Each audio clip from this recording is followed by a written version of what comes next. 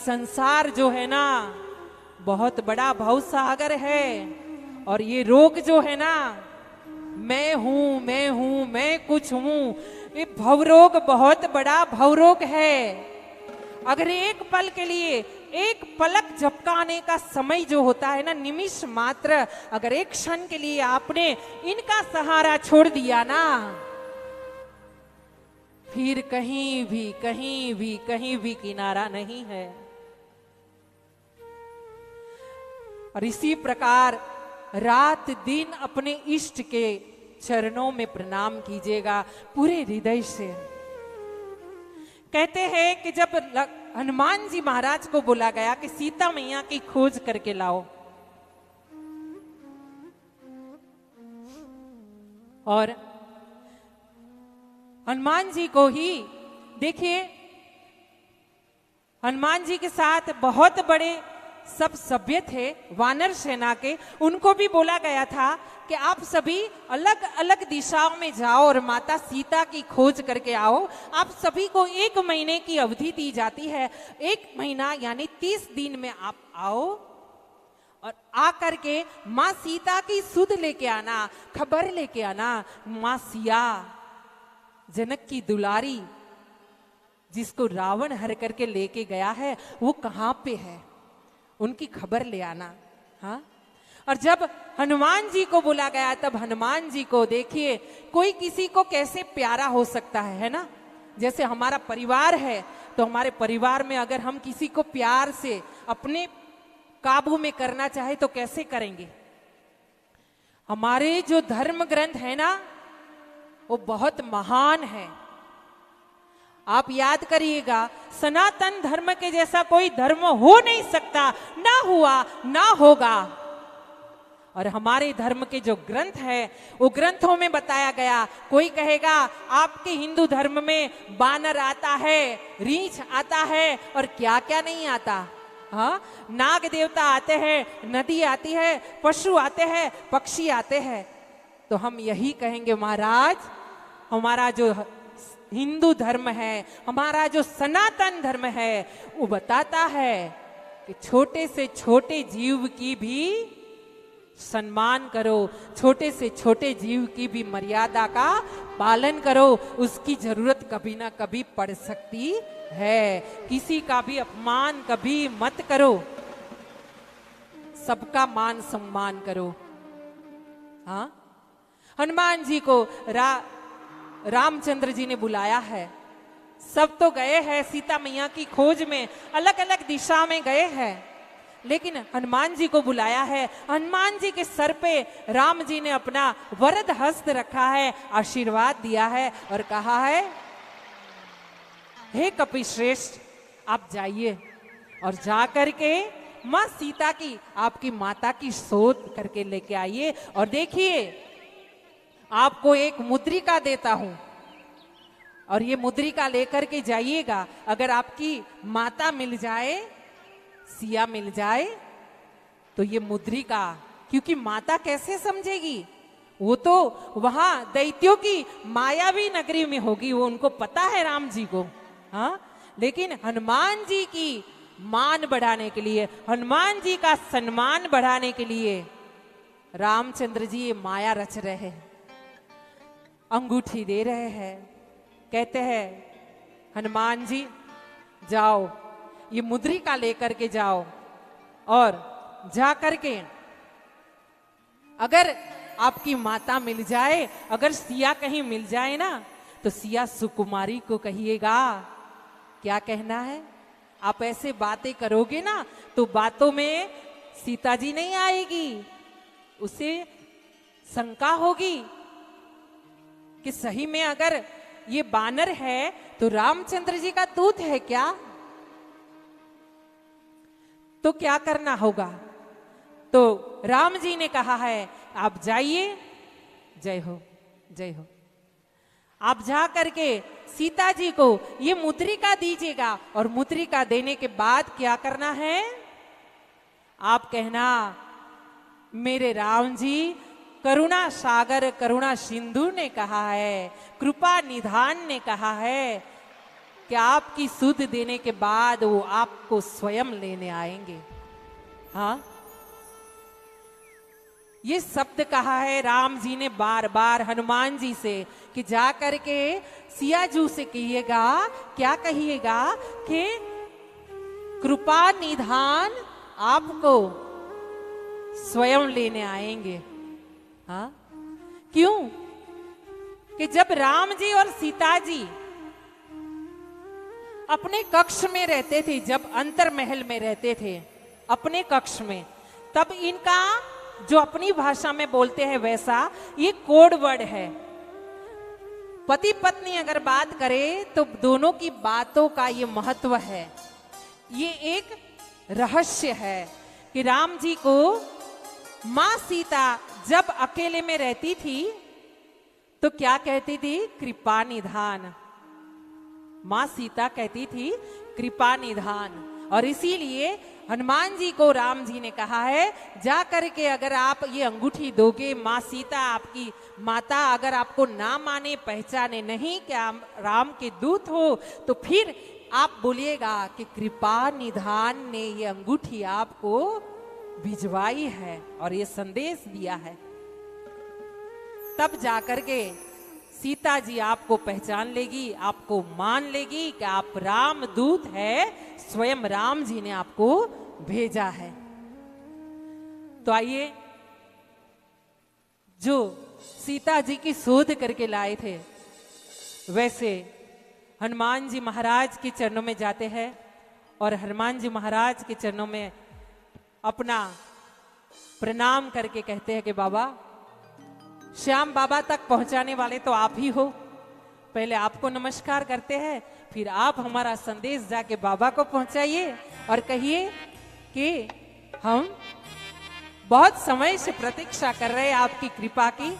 आज जब कृपा कर दी है श्याम कथा की, तो ऐसी ही कृपा बरसाए रखना सभी के ऊपर। तो आइए हनुमान जी महाराज के चरणों में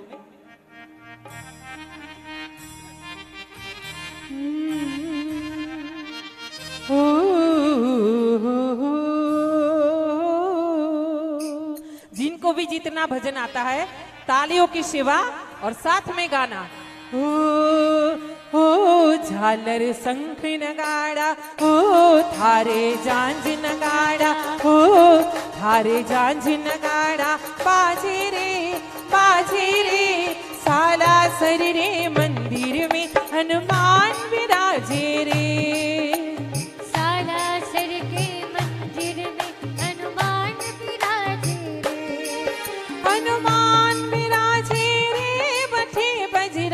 विराजे रे, हनुमान विराजे रे, बैठे बजरंग विराजे रे। ओ झालर शंख नगाड़ा, ओ थारे झांझ नगाड़ा, बाजे रे साला सर रे मंदिर में हनुमान विराजे रे। साला सर के मंदिर में हनुमान विराजे रे।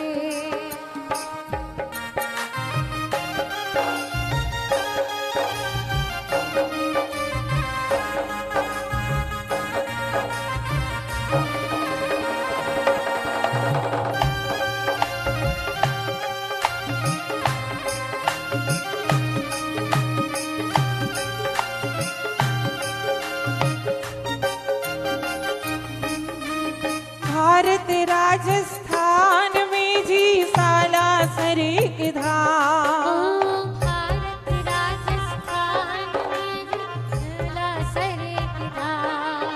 अरे सूरज सामू बण्यो रे देवरो महिमा परम्पार। सूरज सामरो बण्यो रे देवरो ओ थारे लाल ध्वजा एह आह थारे लाल ध्वजा लहरावे रे साला सर रे मंदिर में हनुमान विराजे रे। थारे झांझ नगाड़ा बाजे रे साला सर रे मंदिर में हनुमान विराजे रे। हनुमान विराजे रे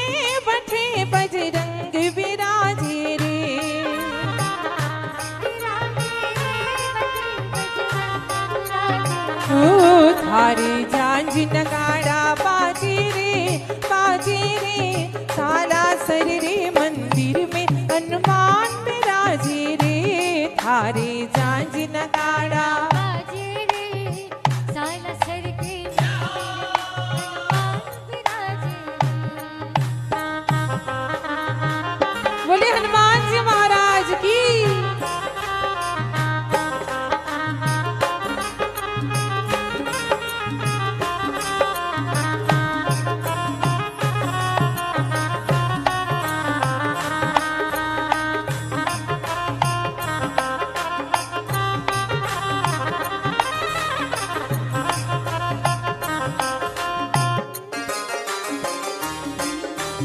नारे लारी गिनती को ना सुवर्ण 36,000 नारे लारी गिनती को ना सुवर्ण 36,000 दूर देश सुदर्शन करने आवे नर और नार दूर देश सुदर्शन करने आवे नर और नार थारे जात जरूला हो थारे जात जरूला आह थारे जात जरूला लागे रे सालासर रे मंदिर में हनुमान विराजे रे थारे जात जरूला बाजे रे सालासर के मंदिर में हनुमान विराजे रे हनुमान विराजे रे बठे बजरंग विराजे रे हनुमान विराजे रे बठे बजरंग विराजे ओ थारे झांझ नगाड़ा बाजे रे सालासर रे मंदिर में हनुमान विराजे रे थारे झांझ नगाड़ा बाजे रे सालासर रे मंदिर में हनुमान विराजे रे।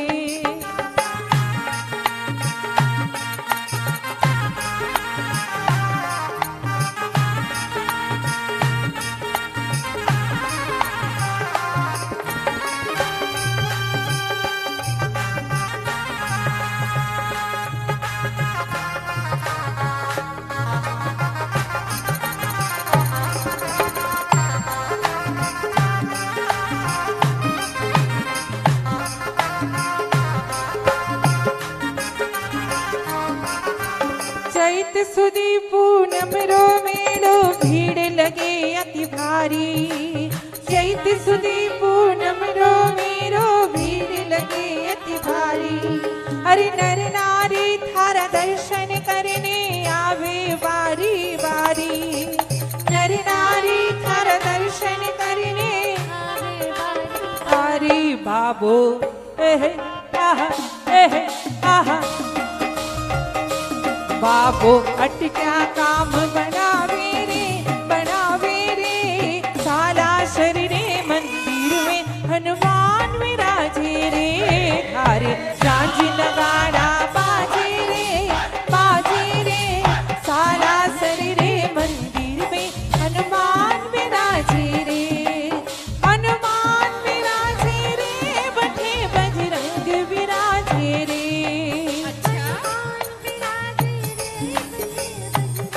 विराजे रे थारे झांझ नगाड़ा बाजे रे सालासर रे मंदिर में हनुमान विराजे रे थारे झांझ नगाड़ा बाजे रे सालासर रे मंदिर में हनुमान विराजे रे।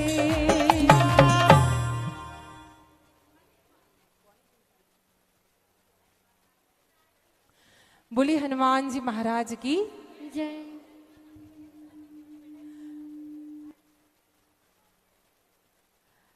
आइए हनुमान जी को मना के जब आगे चलते हैं कहते हैं कि जहां भी कीर्तन होता है, जहां भी बाबा का स्मरण होता है, जहां भी सत्संग होता है, कथा होती है, वहां पे हनुमान जी महाराज अपने आप अपना आसन ग्रहण करते हैं। देखिए कथा में एक आना चाहिए, 2 बजे की कथा हो तो 1:45 बजे आ जाओ। 1:45 आकर के अपना स्थान ग्रहण कर लो, आसन ले लो, तब मजा आता है ना। फिर आप बीच में आओगे तो हमें भी ध्यान जाएगा आपकी तरफ, है ना।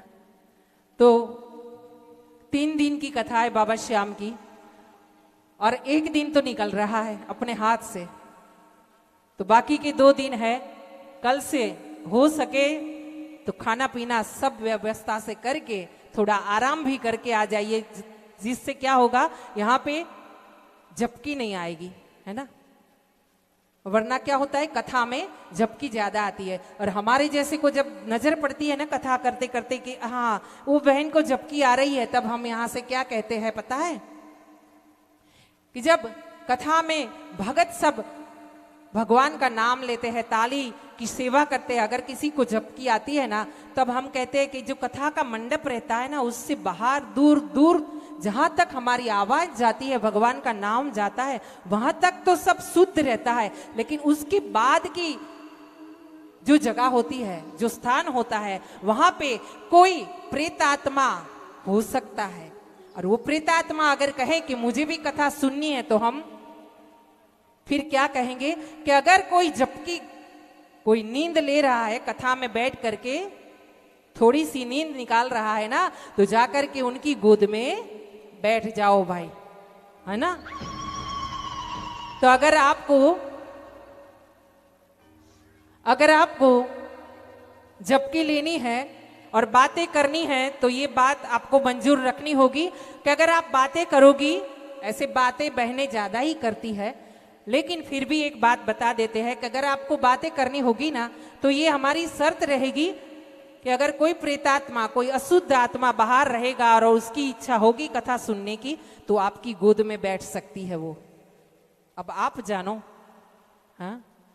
वरना तो क्या होता है कि एक दिन हमने सुना था किसी से कि 2 बहनें थी, और किसी कारणवश उसको जेल हो गई, जन्म टिप की सजा हो गई। जन्म टिप यानी 20-25 साल जहां तक जिए तब तक जेल में। अब दोनों बहनें एक ही कोठड़ी में, अंधेरी कोठड़ी में जेल में बैठी थी, और वहां पे सुनिएगा, गौर से ध्यान दीजिएगा, कथा में बैठे हैं, इतनी इतनी छोटी छोटी बातों से जीवन बन जाता है, और बाहर निकलोगे ना संसार में, इतनी इतनी छोटी छोटी बातों से बड़ी बड़ी बातें बन जाती है, झगड़े, और फिर उसका बहुत बड़ा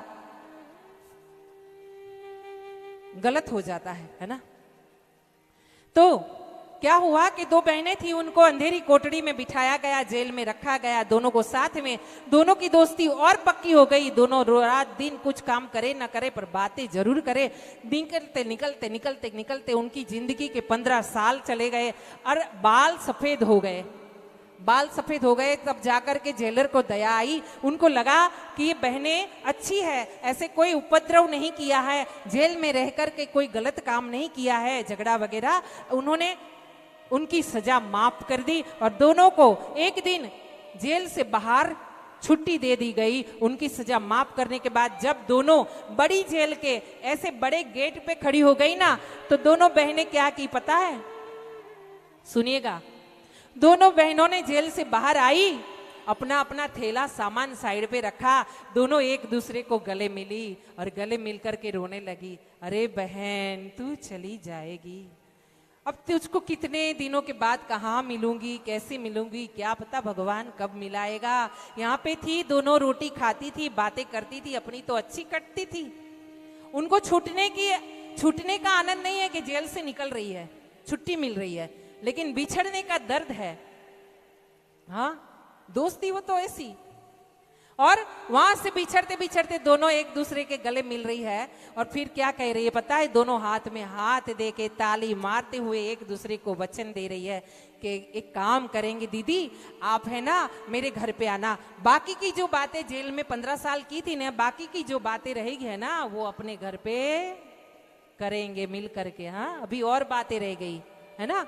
तो देखिए, बहनों की बातें ना कभी खत्म हुई ना होगी, लेकिन बातें करे तो ऐसी करे कि जिससे जीवन में कुछ मिल जाए। तो आइए सबसे पहले प्रणाम करते हैं वो गुरुवर को कि जिन्होंने बाबा श्याम का पाठ, अखंड ज्योत पाठ लिखा।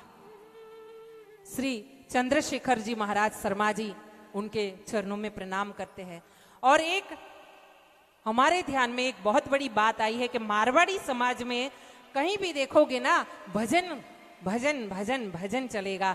चाहे तो राधा कृष्ण मंडली रहे, चाहे कोई और मंडली रहे, चाहे भाइयों की मंडली रहे, लेकिन सब के सब क्या सोचते हैं कि भजन हो जाए, कहीं भजन हो जाए। और इसी भजन के सहारे तो मैं बोलती हूँ कि हमारा भी कथा हो जाए। हाँ, इसी कथा के नाम के, इसी कथा को लेकर के तो मैं आ जाती हूँ फिर समझ के कि यहाँ पे भजन हो रहा है, ये भजन को हजम कर रहे हैं, तो मेरी कथा को भी समझ पाएंगे, है ना। इसीलिए मैं अपना प्रस्ताव लेकर आती हूँ कि आप कथा ले रख दीजिए भाई।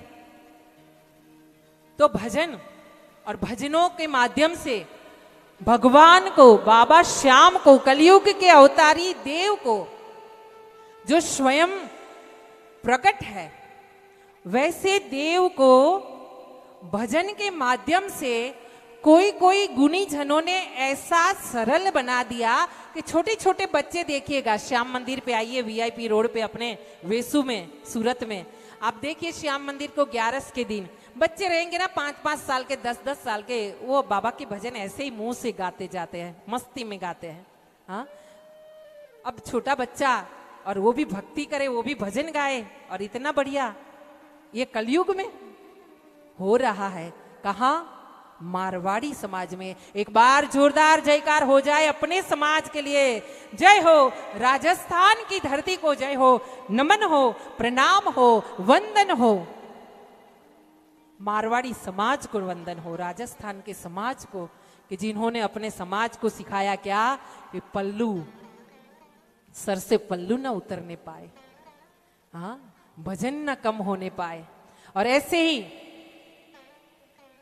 देखिए अपने समय की बात है। हाँ, एक समय ऐसा था कि किसी को बताना नहीं पड़ता था कि समाज में कहीं जाना है, अगर कहीं मौत हुई है, मृत्यु हुई है, वहां जाना है तो क्या है, वो शादी का बात है, वहां प्रसंग है शादी का, तो वहां जाने के लिए क्या पहनना है, कैसे बोलना है। अब लेकिन बाहर, मंदिर के बाहर बोर्ड लगाना पड़ रहा है कि छोटे कपड़े पहन के मत आना माताओं।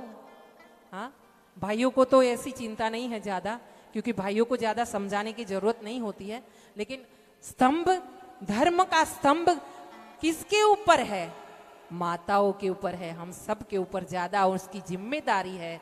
हाँ, और इसीलिए माताओं बहनों से 2 हाथ जोड़ के विनती करती हूँ, एक बात सुन लीजिएगा। अगली बार भी कह के गई थी, लेकिन आज देखा मंदिर के बाहर 2-3 जगह पे मंदिर पे देखा, डाकोर जी में भी देखा, रणछोड़ जी के बाहर में ये बोर्ड लगा है, छोटे वस्त्र पहन के मत आना। अगर हमारे धर्म में हमको समझाना पड़े कि छोटे वस्त्र पहन के मत आना, तो इससे बुरी दुर्दशा हमारे धर्म की क्या हो सकती है? हाँ, इससे गलत बात क्या हो सकती है? आप देखिए दूसरे धर्मों में मुंह और नाक सब बांध करके, और कुछ करे ना करे, स्नान करे ना करे, खाना खाए ना खाए, लेकिन 3 टाइम, 1 टाइम अपनी जगह पे जाएंगे, बुक लेकर के जाते हैं, वहां जाके वो बुक पढ़ते हैं। अपने बच्चों को देखो, आपने इंग्लिश में पढ़ने के लिए छोड़ दिया। कोई ऐसा है कि जिसने संस्कृत स्कूल में एक विषय रखा हो, जिसने संस्कृत पढ़ाने के लिए, गीता जी पढ़ाने के लिए किसी ने अपने बच्चे को रखा हो? ऐसा है कोई? तो हाथ ऊपर करे। हाँ, हम ही खुद मजबूर हो गए। हमने सोचा हमारा बच्चा जाए, संस्कृत पढ़े, क्योंकि हम पंडित है, चोटी रखे, धोती पहने, लेकिन नहीं, मंजूर नहीं होता है, मजबूर हो जाते हैं। ऐसी मजबूरी किस काम की? इससे अच्छी मौत आ जाए। अपना समाज, गुजरात में आए हो, प्यार से मिल गए हो, धरती में जैसे दूध में शक्कर मिल जाती है, वैसे आप मारवाड़ से आए हो, राजस्थान से आकर के गुजरात की धरती में मिल गए हो। आप बहुत धन्यवाद, आपको साधुवाद, आपको प्रणाम, आप सभी को राजस्थान की धरती को प्रणाम, व्यासपीठ से साधुवाद। लेकिन अगर आज कुछ नहीं लेके जाओगे ना, तो एक बात लेकर के जाना, अपनी छोटी बहन, आपकी बड़ी बहन समझकर अपने बच्चियों को हाफ पैंट कभी मत पहनाना, अपनी बच्चियों को गलत कपड़े कभी मत पहनाना। हाँ, पहनने के लिए, आनंद करने के लिए बहुत सारे कपड़े हैं, उनको पहनाओ। हाँ, उनको आनंद कराओ, उनको सोने की चीज खाने के लिए दो, वो बोले वो चीज हाजिर करो। लेकिन उनको एक बात बोलना, बेटा गुजरात की सब चीज मंजूर, लेकिन अपनी मर्यादा, अपनी मिट्टी की वो सुगंध, राजस्थान की मिट्टी की, वो हम छोड़ने नहीं देंगे तुझको। हाँ, तू चाहे ना सर पे लेके, पलकों पे लेके तुझे चलेंगे बेटी, लेकिन ये काम नहीं करना बेटा। हाँ, इतना मेरा, अगर तू नहीं जाएगी मंदिर तो भी चलेगा, लेकिन ये कपड़े मत पहनना मेरी बच्ची। बच्चे मासूम होते हैं, बोलते हैं हमारे गुजराती में कि पाका घड़ा पर कांठा ना चढ़े, मतलब पक्के घड़े पे वो कांठा लगाते हैं ना, वो नहीं चढ़ता। कब चढ़ता है? जब कच्ची मिट्टी रहे, जब पौधा नाजुक रहे, पौधा रहे। अब वो पेड़ बन गया, उसके बाद उसकी डाली को झुकाने जाओगे ना तो वो टूट जाएगी, वो झुकेगी नहीं ना। जब पौधा रहे ना तभी उसको टन देना है, उसको समझा देना है, यहाँ से यहाँ, यहाँ से यहाँ, ऐसे जीना है, ये करना है। तो आइए एक बार जोरदार जयकारा लगाते हुए बाबा के चरणों में जाते हैं। बोले श्याम प्यारे की जय, अपने अपने मात पिता की जय, सर्वेश्वर धाम की जय। और हमने कहा कि भजनों के माध्यम से बाबा को इतना सरल बना दिया कि मैं 2003 में जुड़ी थी बाबा से। 2003 में जब मेरा बच्चा शायद 1 साल का था और मुझे बाबा की पहचान हुई थी कि खाटू नरेश देव है और सूरत में उनका बहुत गुणगान गाया जाता है। धीरे धीरे धीरे करके मैं बाबा से जुड़ती गई, बाबा के भजनों को जुड़ती गई, बाबा के भजनों को गाती गई और ऐसा प्यार हुआ मुझसे भजनों से। और भजनों के बाद बाबा ने मुझे व्यासपीठ दी। पहले हुआ शिव पुराण, देवी भागवत, भागवत जी, और आज देखो पहली बार मैं श्याम बाबा का गुणगान गाने के लिए आई हूं आपके सामने में। अगर मेरी एक विनती है बाबा को, 2 हाथ जोड़कर मेरे आत्मा के साथ, अगर बाबा मैं तेरे तत्व को जान लूं, ऐसा तो बड़े योगियों को नहीं होता है कि बड़े बड़े योगी तुझे नहीं जान पाते बाबा। अगर मैं तुझे जानने में, तेरा गुणगान गाने में कहीं कम हो जाऊं, कहीं मेरे से गलती हो जाए, गलती से भी, तो मुझे माफ कर देना। ये 3 दिनों में अगर मेरे से तुझे जानने में कहीं कुछ कम हो जाए तो अपना नादान बच्चा समझकर माफ कर देना। मेरी भावनाओं को देखना, मेरे हृदय के भाव को देखना बाबा। और भजन की बात की ना, तो भजन देखिए, पहले नाम सुना था नंदू जी का, जो नंदू जी भजन लिखते हैं। नंदू जी का कीर्तन की है रात बाबा आज थाने आड़ो है। क्या खूब भजन लिखा, कितने भजन लिखे बाबा ने, हाँ, नंदू जी महाराज ने। उनके बाद बिन्नू जी, फिर हर्ष जी, बनवारी जी और पवन जी, क्या क्या कौन कौन ऐसे भगत नहीं हुए। ये भक्तों का नाम, आलू सिंह जी महाराज, हाँ, ये भक्तों ने बाबा को भजन के माध्यम से इतना सरल बना दिया, इतना सरल बना दिया कि छोटे छोटे बच्चे भी जानते हैं कि बाबा किसके बेटे हैं, बाबा कहाँ जन्म लिए थे, बाबा ने क्या किया था। हाँ, इतना सरल बना दिया। तो सबसे पहले जो ये पाठ लिखा है, अखंड ज्योत पाठ, वो गुरुजी चंद्रशेखर जी शर्मा के चरणों में प्रणाम करते हुए, और उसके बाद नंदू जी, बनवारी जी, बिन्नू जी, पवन जी, हर्ष जी, ये सभी भजन प्रवाहकों, भजन के लिखने वालों के चरणों में प्रणाम करते हुए कि आपने हमको इतने सुंदर मीठे मीठे भजन दिए कि उसके द्वारा हमारे हृदय में बाबा के प्रेम की ज्योत जल गई। हाँ, ऐसे हजारों भक्त हो गए खड़े कि जो रात दिन आपके भजनों के द्वारा बाबा के चरणों में समर्पित हो जाते हैं।